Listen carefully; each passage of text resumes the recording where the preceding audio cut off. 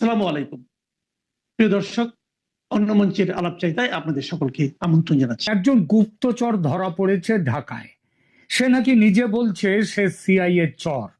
আবার ইউনুস স্যারের হয়ে গলা ফাটান যারা, এমন দু একটা চ্যানেল বলছে না না লোকটা ভারতের গুপ্তচর, রয়েল লোক।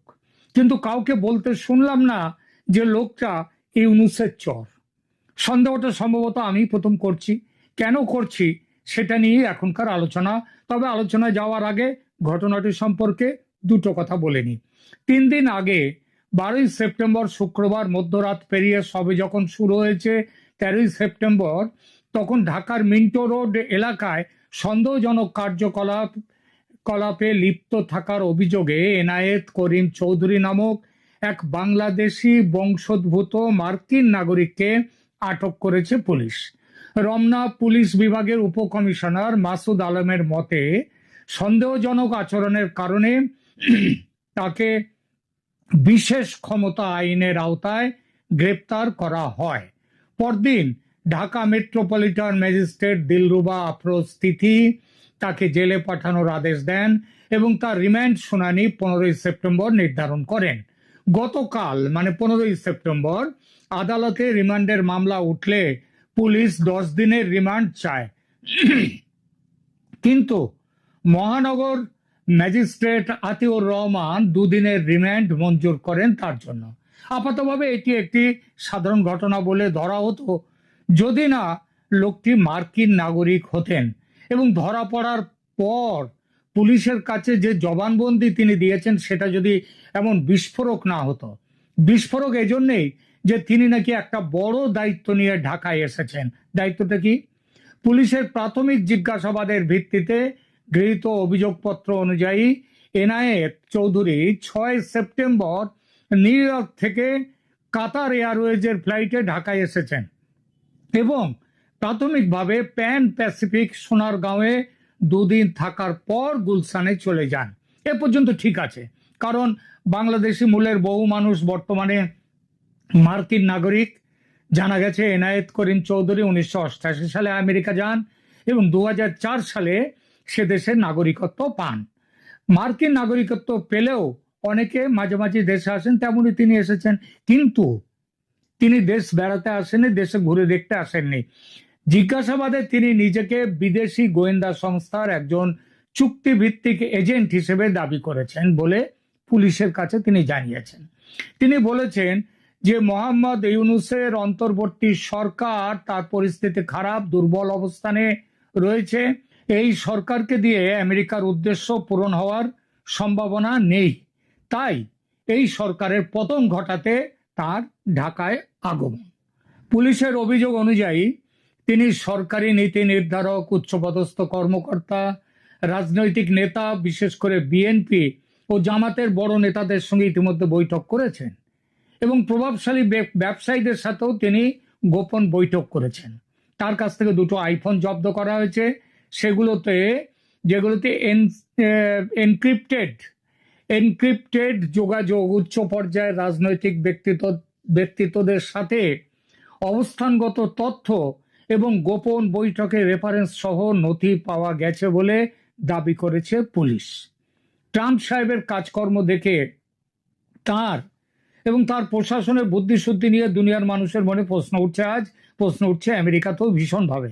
কিন্তু এনায়েত চৌধুরীর মতো একজন কাঁচা এজেন্ট পাঠাবে আমেরিকা ইউনুসকে গদিচ্যুত করতে, এটা ঠিক যেন হজম হচ্ছে না। ধরা পড়ার সঙ্গে সঙ্গে হড়হড় করে গোপন কথা ফাঁস করাটা গুপ্তচরদের স্বভাব বিরুদ্ধ। আর এই লোকটা ধরা পড়তে না পড়তে জানিয়ে দিল সে সিআইএর এজেন্ট এবং বাংলাদেশে এসেছে ইউনুস সরকারের পতন ঘটাবার উদ্দেশ্যে। দর্শক, আপনি বলুন কোন পাকা এজেন্ট এমন কাজ করে? এটা ঠিক, ইউনুস সাহেব এখন আমেরিকার খুব একটা সুনজরে নেই। তা বলে আমেরিকা যদি তাকে সত্যিই হটাতে চায়, সেটা তো আমেরিকার বাঁয়ে হাত কা খেল। আমেরিকা চাইলে যে কোনো মুহূর্তে ইউনুস সরকারের পতন ঘটতে পারে, আর সেই পতন হতে পারে পতনে করার জন্য নতুন করে কোনো ষড়যন্ত্র যেগুলো শেখ হাসিনার সময় করা হয়েছিল সেটা করার কোনো দরকার নেই। ইউনুসকে নির্দেশ দিলেই বাবা নেমে পড়ো বললেই তিনি নেমে পড়বেন, মানে তাকে নেমে পড়তে হবে, কারণ তাকে তো ওখানে বসিয়েছে ওই আমেরিকায়। আচ্ছা, ইউনুসের কথা ছেড়ে দিলাম, তার না খুব লোভ, কিন্তু ওয়াকারুজ্জামানকে দিয়েও হতে পারে এই কাজ। তার জন্য এনআইএত মানে ওয়াকারুজ্জামানকে বলতে হবে যে তুমি ওখান থেকে একে ধরে টেনে নামিয়ে দাও। ওয়াকারুজ্জামান গিয়ে রাষ্ট্রপতিকে বলবেন, হয়ে যাবে কাজ। তার জন্য এনআইএতের মতো কাঁচা এজেন্ট পাঠাবার কি দরকার? আর সন্দেহটা এখানেই, এনায়েত করিম চৌধুরী আসলে কার চর, কে তাকে লাগিয়েছে এই কাজে, আমেরিকা না অন্য কেউ? দেখি সেটা। দেখুন, মোহাম্মদ ইউনূসের সাথে আমেরিকার প্রকৃতপক্ষে দীর্ঘমেয়াদী একটা ঘনিষ্ঠ সম্পর্ক রয়েছে। তিনি ক্লিনটন ফাউন্ডেশনে বড় অঙ্কের অনুদান দিয়েছেন এবং বাইডেন প্রশাসনের সাথে তার ভালো সম্পর্ক রয়েছে। তিনি ডিপ স্টেটের অন্দরমহলের লোক। আবার 2024 সালের সেপ্টেম্বরে আমেরিকা তার সরকারকে $200 মিলিয়ন সাহায্যও দিয়েছে। আর বর্তমানে তাকে দিয়ে ওই বাংলাদেশে একটি সেনা ছাউনি, তারপর সেন্ট মার্টিনস আইল্যান্ড, এসবগুলো নেওয়ার দরকার আছে। বাংলাদেশকে নিজেদের উপনিবেশ করার দরকার আছে আমেরিকার। সুতরাং এই মুহূর্তে অন্তত যতদিন আমেরিকার এখনকার প্ল্যান হচ্ছে ভোট হবে, বিএনপি ক্ষমতায় জিতবে, ক্ষমতায় জিতবার পর বিএনপিকে দিয়ে এইসব কাজকর্মগুলো হবে। সেটা ওই ট্রেসি অ্যান্ড জ্যাকবসন তিনি লন্ডনে গিয়ে তারেক রহমানের সাথে দেখা করে কথা বলে সব ব্যবস্থা করে এসছেন। সুতরাং এই মুহূর্তে যতদিন ভোট না হয় তার প্রয়োজন আমেরিকার কাছে যথেষ্ট। সুতরাং এনআইএতকে পাঠিয়ে পদচ্যুত করার দরকার কেন হবে আমেরিকার? আর দরকার হলে সে হুকুম মুখ থেকে বের করলেই তো মিটে যেত। সেটা বলতে অসুবিধা হলে ওয়াকারুজ্জামানকে দিয়েও করা যেতে পারে কাজটা। তিনিও তো আমেরিকা ও ডিপ স্টেটের কম কাছের লোক নন। আমেরিকা এবং কানাডায় সরকারি সফর করেছেন এবং আমেরিকান সামরিক কর্মকর্তাদের সাথে নিয়মিত যোগাযোগ রক্ষা করেন তিনি। তাহলে তাহলে এই কাঁচা এজেন্টকে কেন দায়িত্ব দেয়া? এটা ঠিক, প্রত্যক্ষ নিয়ন্ত্রণের একটা সীমাবদ্ধতা আছে। শেখ হাসিনাকে গদিচ্যুত করার সময় আমেরিকা কি করেছিল গদিচ্যুত করতে, সেটা তো সে ভূমিকা আমেরিকার তো সারা বিশ্ব জানে। সে নিয়ে যথেষ্ট চাপেও আছে আমেরিকা। ইউনূস বা সেনাপ্রধানের মতো উচ্চ পদস্থ ব্যক্তিত্বদের প্রত্যক্ষ নির্দেশ দিয়ে কাজ করিয়ে নেওয়াটা রাজনৈতিকভাবে ঝুঁকিপূর্ণ। এতে আমেরিকার যে প্লসিবল ডিনায়াবিলিটি বা অস্বীকার করার যে একটা সম্ভাবনা, সুবিধে, সেটা নষ্ট হয়ে যায়। তাই কি এই কাঁচা লোকটিকে পাঠানো? এমন সম্ভাবনা একেবারে যে নেই তা বলবো না, কিন্তু যাকে দিয়ে আসল কাজ কিছুই হবে না তাকে কেন পাঠাবে? তাছাড়া এনআইএত চৌধুরী যে নিজেকে সিআইএ এজেন্ট বলে দাবি করছে, সেটা তো সত্য নাও হতে পারে, পেছনে তো অন্য গল্প থাকতে পারে। অনেক সময় গ্রেপ্তার হওয়া ব্যক্তিরা নিজেদের গুরুত্ব বাড়াবার জন্য অতিরঞ্জিত দাবি করেন। বাংলাদেশের এক প্রাক্তন সেনাকর্তা, ইউটিউবার, তিনি আবার ইউটিউবার, খুবই ইউনূসের ভক্ত, তিনি পিতৃসম বলে মনে করেন ইউনূস সাহেবকে। তিনি দাবি করেছেন এনায়েত চৌধুরী ভারতের চর। তবে তার দাবির মধ্যে একটা টুইস্ট আছে। এনায়েতকে পাঠিয়েছে ভারত সেনাপ্রধানের সঙ্গে যোগসাজশ করে, এইটাই তার বক্তব্য। অর্থাৎ ওয়াকার ভারতের সাথে মিলে রয়েছে, আওয়ামী লীগের সাথে মিলে আছে। তার কথা, এই সেনাপ্রধানটিকে যদি ইউনূস সাহেব ক্ষমতায় বসে ছুঁড়ে ফেলে দিতেন তাহলে দেশের অনেক সমস্যাই নাকি দূর হয়ে যেত। যিনি প্রধান উপদেষ্টার ক্ষমতা সম্পর্কে, অর্থাৎ তার এই সেনাপ্রধানকে হটাবার ক্ষমতা তার আছে কিনা এই সম্পর্কে যদি তার বিন্দুমাত্র ধারণা থাকতো তাহলে তিনি এই কথা বলতেন। সুতরাং তার ওই দাবি নিয়ে আলোচনার করার কোনো যোগ্যতা আছে বলে আমি মনে করি না। তা তিনি প্রাক্তন মেজর জেনারেল হন আর যেই হন, তিনি কয়েক মাস আগে যে প্রাক্তন সেনার দল 4 ঘন্টা না 8 ঘন্টায় কলকাতা দখল করতে মিছিল করবে বলে রাস্তায় বেরিয়েছিল মিছিল করতে, তাদেরই সমগোত্রের। এদের মাথায় এটা ঢোকেনি যে বাংলাদেশে গোয়েন্দাগিরি করতে আমেরিকা থেকে চর নিয়ে আসার ভাবনা স্রেফ পাগলরাই ভাবতে পারে। আর নিজের দেশে মার্কিন নাগরিককে দিয়ে চর বৃত্তি করার কথা ওয়াকারুজ্জামান ভাববেন, এতটা বোকা তিনি নন। তাহলে কার চর হতে পারেন? আমেরিকার তো হলো না, তাহলে কার চর হতে পারেন এনায়েত করিম চৌধুরী? আমেরিকার নয়, ভারতের নয়, এমনকি সেনাপ্রধানের নয়। ঘটনাক্রম যেদিকে সম্ভাব্যতার আঙুল তুলছে, যেটা আমি একদম প্রথমেই বলেছিলাম, সেটা হলো আঙুলটা উঠছে স্বয়ং ইউনূস সাহেবের দিকে। কারণ তিনি বাংলাদেশের প্রধান উপদেষ্টা বটে সরকারের, অন্তর্বর্তী সরকারের, কিন্তু তার তো শেকড় আমেরিকায়। সেখানে তো তার কম লোকজন নেই, বরং সেখানেই তার সব আসল লোকজন। তো এনায়েত কি তার লোক হতে পারে না? এই লোকটিকে তিনি আমেরিকা থেকে উড়িয়ে এনে নিজের বর্তমান যে নড়বড়ে আসনটা রয়েছে সেই আসনটাকে একটু শক্ত করতে, একটু সুস্থির করতে তিনি কি আনতে পারেন না? অর্থাৎ এটা মোহাম্মদ ইউনূসের নিজের রাজনৈতিক প্রয়োজন। বাংলাদেশ সরকার হয়তো নিজেদের বৈধতা প্রমাণ করতে, এবং আরো বড় কথা, বিরোধীরা তার বিরুদ্ধে বিদেশি ষড়যন্ত্র করছে, মানে ভারতকে নিয়ে করছে, এই গল্প তৈরি করতে এনায়েত চৌধুরীকে আনা হলো না। তো দেখুন, আমেরিকা প্রকৃতই ইউনূস সরকারের পতন চাইলে, আগেই বলেছি, এমন একটা কাঁচা এজেন্টকে তারা পাঠাতো না। এই সম্পর্কে, এই ব্যাপারে আরো কতগুলো ব্যাখ্যা অবশ্য থাকতে পারে, কিন্তু সেই জন্য, যেমন ধরুন, তথ্য সংগ্রহ করার জন্য প্রকৃত অবস্থা বাংলাদেশে কেমন আছে, ইউনূসের কেমন আছে, অর্থাৎ ওপিনিয়ন তৈরি করার জন্য তাকে পাঠাতে পারে। আবার এনায়েত চৌধুরী নিশ্চয়ই সে সিআই এর এজেন্ট নন, কিন্তু কারো না কারো এজেন্ট তো বটেই, নইলে হঠাৎ সেখান থেকে এলো কেন? এরপরে বাংলাদেশ সরকারের পক্ষ থেকে বিদেশি ষড়যন্ত্রের একটা গল্প তৈরি করার জন্য এই এনায়েত চৌধুরী নামক এই যে নাটকটি, এই নাটকটা হয়েছে। সুতরাং এটা একটা খারাপভাবে পরিকল্পিত অভিযান, তাই সে যেই করুন। গোয়েন্দা কার্যক্রমের জগতে আকাংস রেজার বলে একটা নীতি আছে, সেই নীতি প্রয়োগ করলে সবচেয়ে সরল ব্যাখ্যাটাই সত্যি হওয়ার সম্ভাবনা থাকে। এনায়েত চৌধুরী তিনি মিথ্যে বলছেন, তবে খুব বেশি মিথ্যে বলছেন না। তাকে কে নিযুক্ত করেছে, কি কাজে নিযুক্ত করেছে, সেইটাই গুলিয়ে দিয়েছেন। সেটা হচ্ছে, এই গল্পটা তৈরি করেছেন যিনি, স্বয়ং ডক্টর মোহাম্মদ ইউনূস। তিনি কিন্তু এনায়েত চৌধুরীকে কড়া ধারায় গ্রেপ্তার করা, সেটার থেকে আটকে দিয়েছে। ওই যে সরকারের বিরুদ্ধে আচরণ, সেটা তো দেশদ্রোহিতা। দেশদ্রোহিতার খুব বড় কারণের জন্য তাকে আটকাতে পারত পুলিশ, কিন্তু সেটা পাঠায়নি, সেভাবে আটকায়নি। কেন?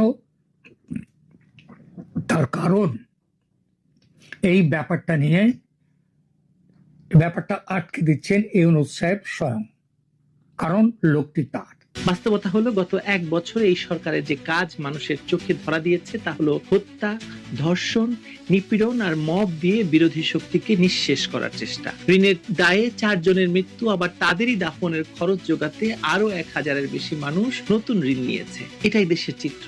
সরকারের উপদেষ্টা বদল কি কোনো পার্থক্য আনবে আপনার মনে হয়? আমার মনে হয় না। নির্বাচনের আগে এই ধরনের রদবদল করে সাময়িক ইমেজ ঠিক করা যেতে পারে, কিন্তু মানুষের আস্থা ফেরানো অসম্ভব। কে হতে পারে নতুন উপদেষ্টা?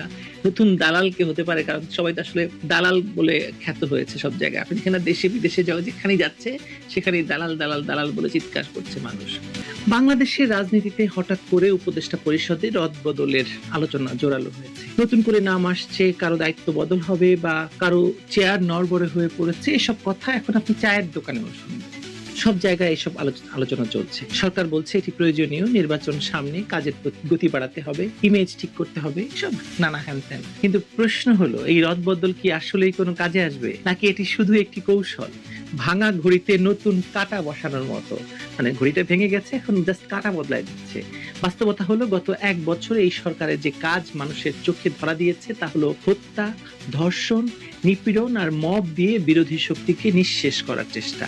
এর বাইরে অর্থনীতি, সামাজিক কিংবা রাজনীতির কোনো খাতে দৃশ্যমান কোনো অগ্রগতি আপনি দেখেছেন? আমি দেখতে পাইনি, কিন্তু আসলে নেই বলতে গেলে। মানুষ চারদিকে যে হতাশা দেখছে তা কেবল রাজনৈতিক নয়, অর্থনৈতিক দিক থেকে ভয়াবহ অবস্থা। ঋণের দায়ে মানুষ আত্মহত্যা করছে, আবার সেই মৃতদেহের অন্ত্যেষ্টিক্রিয়াও করতে হচ্ছে নতুন ঋণ নিয়ে। খবরের কাগজ খুললেই দেখা যাচ্ছে শত শত মানুষ এভাবে ঋণের ফাঁদে পড়ে মৃত্যুর মধ্যেও মুক্তি পাচ্ছে না। ঋণের দায়ে 4 জনের মৃত্যু, আবার তাদেরই দাফনের খরচ জোগাতে আরো 1000-এর বেশি মানুষ নতুন ঋণ নিয়েছে। এটাই দেশের চিত্র। একজন মানুষ জন্ম নিচ্ছে ঋণের দায় নিয়ে, সারাটা জীবন ঋণের চাপে হাহাকার করছে এবং শেষে মৃত্যুর পরেও ঋণের পাহাড় রেখে যাচ্ছে। বাংলাদেশে ঋণ সংস্কৃতি মানে করেছে কে? শুরুটা করেছে কে? ডক্টর ইউনূস। সমাজের এই বেদনাদায়ক অবস্থায় সরকারের উপদেষ্টা বদল কি কোনো পার্থক্য আনবে আপনার মনে হয়? আমার মনে হয় না। রাজনৈতিক দিক থেকেও সরকারের অবস্থা খুব নাজুক। উপদেষ্টা পরিষদে যারা আছেন তাদের মধ্যে অনেকেই সরাসরি বা পরোক্ষভাবে এনসিপি নামের একটি গোষ্ঠীর সঙ্গে যুক্ত।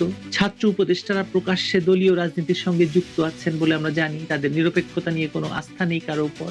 বিএনপি থেকে শুরু করে অন্যান্য বড় রাজনৈতিক দলগুলো মনে করছে যে এই উপদেষ্টারা থাকলে নির্বাচন কখনোই গ্রহণযোগ্য হবে না। যে যতই বলুক আমরা নিরপেক্ষ, বাস্তবে তা মানুষের কাছে গ্রহণযোগ্য নয়, হচ্ছে না। আর সেখানেই আসল সংকট। নির্বাচনের আগে এই ধরনের রদবদল করে সাময়িক ইমেজ ঠিক করা যেতে পারে, কিন্তু মানুষের আস্থা ফেরানো অসম্ভব। মানুষ যখন শেখ হাসিনার সময়ের সঙ্গে বর্তমান সময়ের তুলনা করে তখন তারা হতবাক হয়, তারা প্রকাশ্যে বলে। আপনি একজন রিকশাওয়ালা থেকে শুরু করে সমাজের যে কোনো স্তরের মানুষকে জিজ্ঞেস করতে পারেন, তারা সরাসরি বলবে আগেই ভালো ছিলাম। জীবনের মান, নিরাপত্তা, অর্থনীতি সবকিছু যখন ভয়াবহ অবস্থা, তারা মনে করে যে এর আগে তারা তুলনামূলকভাবে স্থিতিশীল ছিল। তাদের জীবন, তাদের সামাজিক অবস্থা, তাদের রাজনৈতিক অবস্থা, তাদের অর্থনৈতিক অবস্থা। আজকে মানুষ বাজারে গিয়ে দেখছে নিত্যপণ্যের দাম নিয়ন্ত্রণের বাইরে, হাসপাতালগুলোতে চিকিৎসা নেই, টিকা নেই, শিশুর টিকা নেই, শিক্ষা খাতে ভয়াবহ অবস্থা, শিক্ষা প্রতিষ্ঠানে শিক্ষা দিতে পারছেন না শিক্ষকরা, কর্মসংস্থান নেই, হাজার হাজার লক্ষ লক্ষ তরুণ বেকার হয়েছেন। আমরা জানি যে এই কিছুদিন আগেই রিপোর্ট বেরিয়েছে 6 লক্ষ নতুন তরুণ যারা ব্যাচেলর ডিগ্রি পাশ করেছে তারা এখন বেকার, কাজের সন্ধানে দেশ ছেড়ে চলে যেতে চাইছে অনেকে। এই বাস্তবতায় সরকার কিসের সাফল্য দেখাবে বলুন? মানুষ তা আসলে খুঁজে পাচ্ছে না। আপনি পাচ্ছেন কিনা জানি না। আমাকে আপনারা বলবেন যে আমি সরকারের সমালোচনা করি, সেই জন্য হয়তো বলি যে কোনো সাফল্য দেখাতে পারছে না। আসলে তো কোনো সাফল্য নেই। সবচেয়ে বড় বিপদটা কি জানেন? সবচেয়ে বড় বিপদ হচ্ছে সরকার দেশের রাজনীতিকে ঠেলে দিচ্ছে উগ্র ধর্মান্ধ জঙ্গি গোষ্ঠীর হাতে। একদিকে বিরোধী শক্তিকে দমন করতে গিয়ে স্বাধীন চিন্তার সব জায়গা বন্ধ করে দিচ্ছে, অন্যদিকে পুরো মঞ্চ খালি করে দিচ্ছে উগ্রবাদীদের হাতে বা দখল করে নিচ্ছে তারা। এতে যারা সাময়িকভাবে ক্ষমতায় টিকে থাকতে চাইছে তারা হয়তো স্বস্তি পাচ্ছে, কিন্তু দেশ দীর্ঘমেয়াদে ভয়ঙ্কর ঝুঁকিতে পড়ছে। ধর্মকে রাজনীতির হাতিয়ার হিসেবে ব্যবহার করা হচ্ছে এবং সাধারণ মানুষকে বিভক্ত করার জন্য সেটা সবচেয়ে সহজ অস্ত্র। এমন এক সময়ে যখন দেশের রাজনৈতিক, অর্থনৈতিক এবং সামাজিক সব খাতেই সংকট, তখন সরকারের উপদেষ্টা বদল মানুষের কাছে কোনো গুরুত্ব বহন করে না। তাই দেখবেন আপনি এইটা নিয়ে আলোচনা হয় বটে, কে হতে পারে নতুন উপদেষ্টা, নতুন দালাল কে হতে পারে, কারণ সবাই তো আসলে দালাল বলে খ্যাত হয়েছে সব জায়গায়। আপনি এখানে দেশে বিদেশে যেখানে যাচ্ছে সেখানে দালাল দালাল দালাল বলে চিৎকার করছে মানুষ। মানুষ স্পষ্ট করে বলছে তারা দেখতে চায় এই সরকারের বিদায়। আসলে তারা নতুন উপদেষ্টা বা উপদেষ্টার রদবদল চায় না। তারা বুঝতে পেরেছে সমস্যার মূলে রয়েছে অযোগ্যতা, অদূরদর্শিতা এবং স্বেচ্ছাচারিতা। শুধু মুখ পাল্টে, মানে কয়েকজন উপদেষ্টা বদল করে, দায়িত্ব বদল করে, নতুন কিছু নাম যুক্ত করে এই সমস্যার সমাধান হবে না, বরং এতে সমস্যা আরো বাড়বে। তার মানে ইউনূস কি কেবল এই উপদেষ্টা পরিষদ রদবদল করে তার সরকারের গ্রহণযোগ্যতা টিকিয়ে রাখতে পারবেন? উত্তর হচ্ছে পরিষ্কার না। কারণ গ্রহণযোগ্যতা আসে কাজ দিয়ে, আস্থা দিয়ে, ন্যায় বিচার এবং নিরাপত্তা দিয়ে, যার কোনোটাই বাংলাদেশের মধ্যে নেই। যে সরকার 1 বছরে হত্যা, ধর্ষণ, দমন পীড়ন ছাড়া আর কিছু মানুষের মনে রাখতে দেয়নি, যে সরকার মানুষের পেটে ভাত দিতে পারেনি, ঋণের বোঝা থেকে মুক্তি দিতে পারেনি, নিরাপত্তা দিতে পারেনি, সেই সরকারের শেষ রক্ষা কোনো কৌশলেই হবে না। মানুষ সব দেখে, সব বোঝে এবং মানুষ চায় মুক্তি। উপদেষ্টা পরিষদের রদবদল সে মুক্তি এনে দিতে পারবে না, এটা নিশ্চিত। এটা শেষ পর্যন্ত সরকারের বিদায়ের প্রশ্নকে আরো প্রকট করে তুলবে। কবে যাবা এই প্রশ্ন এখন সবার মুখে উচ্চারিত হচ্ছে। বঙ্গবন্ধু বলেছিলেন না পাকিস্তানিদের, কত নিছো, কবে দেবা, কবে যাবা। মানুষ এখন এই সরকারকেও বলছে কত নিছো, কবে দেবা, কবে যাবা। বঙ্গবন্ধুর দফা বলেছিলেন যে আমার 6 দফা বুঝি না, আমার দফা 3টা, কত নিছো, কবে দেবা, কবে যাবা। বাংলাদেশের মানুষ এখন মৌন হলেও এই উচ্চারণ করে যাচ্ছে। ভালো থাকুন।